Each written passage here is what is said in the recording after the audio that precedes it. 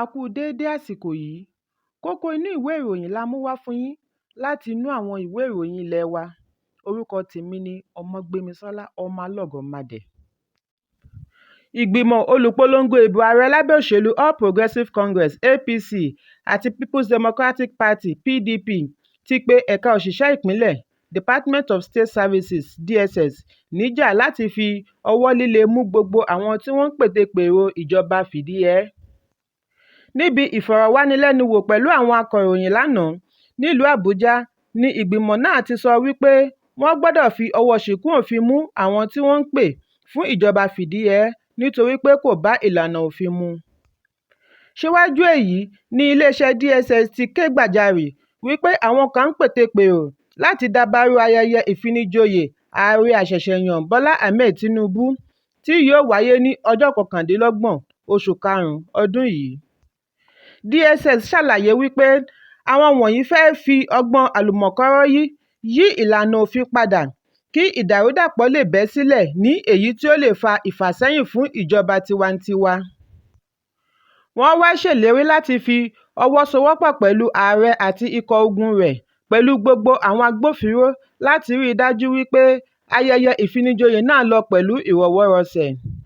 Ẹ̀kúnrẹ́rẹ́ ìròyìn yìí wà nínú ìwé ìròyìn Punch tó jáde lónìí.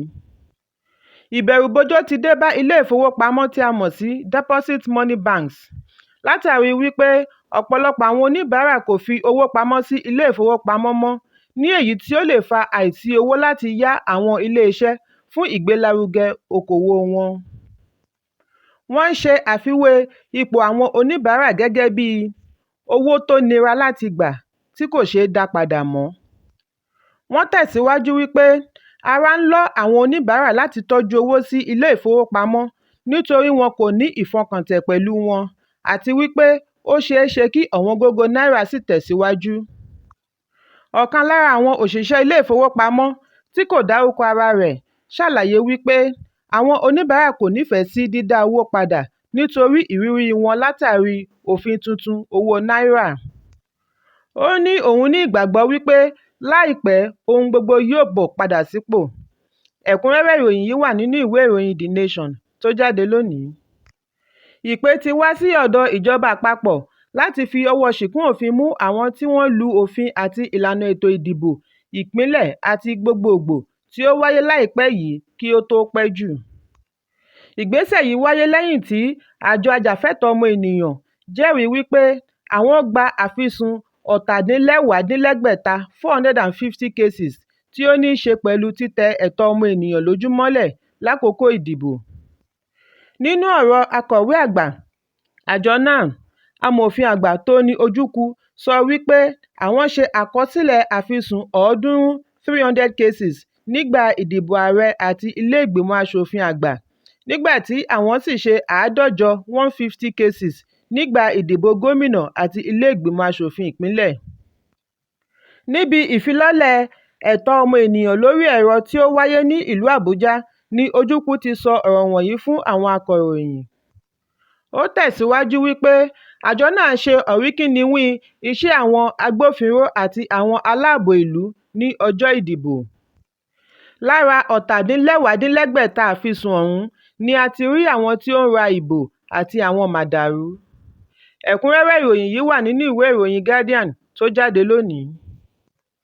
Àwọn gómìnà àṣẹ̀ṣẹ̀yàn jẹ́jẹ̀ẹ́ lórí àwọn ohun tó ṣe gbòógì tí wọn yóò ṣe nínú sáà tuntun yìí nígbà tí wọ́n ń gba ìwé ẹ̀rí ìpadàsípò wọn lánàá. Àwọn kan jẹ́jẹ̀ẹ́ láti gbógun ti ààbò, ìṣẹ́ àti àìníṣẹ́, nígbà tí àwọn mìíràn jẹ́jẹ̀ẹ́ láti ṣe òtítọ́ àti ìṣirò (transparency and accountability). Ìwádìí jẹ́ kó di mímọ̀ wípé ìdìbò gómìnà wáyé ní ìpínlẹ̀ 28 nígbà tí wọ́n kéde olúborí ní ìpínlẹ̀ 26. Ìpínlẹ̀ Adamawa àti Kebbi nìkan ni wọ́n ti kéde ìbò aláìníparí. Ẹgbẹ́ òṣèlú All Progressives Congress (APC) jáwé olúborí ní ìpínlẹ̀ 15. People's Democratic Party (PDP) jáwé olúborí ní ìpínlẹ̀ 9, nígbà tí Labour Party àti New Nigeria People's Party mú ẹyọ kọ̀ọ̀kan.